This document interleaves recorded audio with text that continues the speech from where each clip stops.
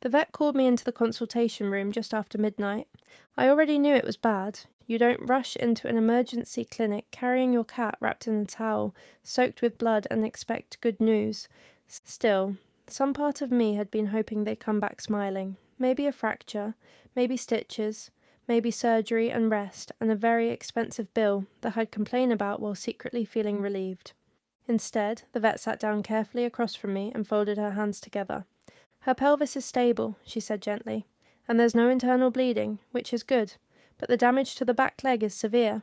I looked down at the floor because I couldn't look at her face anymore. She's lost blood flow below the knee, the vet continued.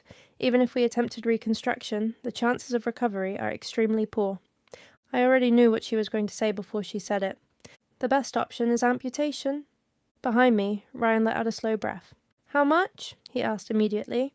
The vet hesitated slightly before answering. I don't remember the exact number. I just remember Ryan making a quiet noise under his breath, the kind people make when they think something is unreasonable. She's only 3, I said quietly. Cats do okay on 3 legs, don't they? The vet nodded immediately. Very well, usually, especially younger cats. She has an excellent chance of living a completely happy life. I looked through the little window in the door toward the treatment room. Miso was lying on a blanket with an IV line in her leg, tiny, confused, alive. Ryan crossed his arms. And if you don't do the surgery... The vet's expression softened. Then, euthanasia would be the humane option. The word hit me like cold water. Humane. As though love could be measured in efficiency. Ryan thanked the vet and stepped out into the hallway with me. The moment the door closed behind us, he said it. I think we should put her down. I stared at him. She's suffering, he said quickly. And that's a ridiculous amount of money for a cat. For a second, I genuinely thought I'd misheard him. A cat, I repeated. You know what I mean. No, I did know what he meant. That was the problem. Miso wasn't a cat to me. She was the tiny black kitten I'd bottle-fed after finding her abandoned under a shed during a storm.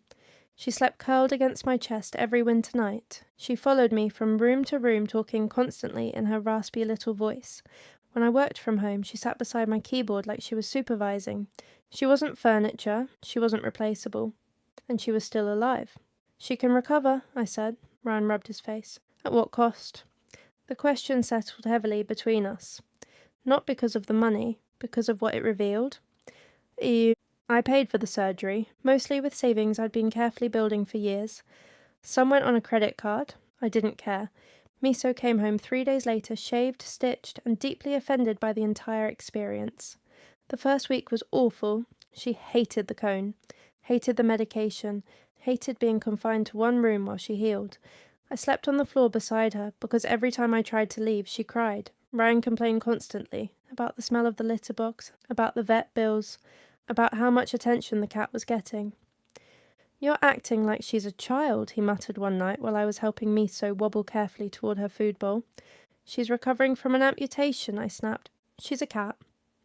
There it was again, just a cat, as if repeating it enough times would make me love her less. The thing about 3-legged cats is that they don't spend much time feeling sorry for themselves. People do. Cats adapt.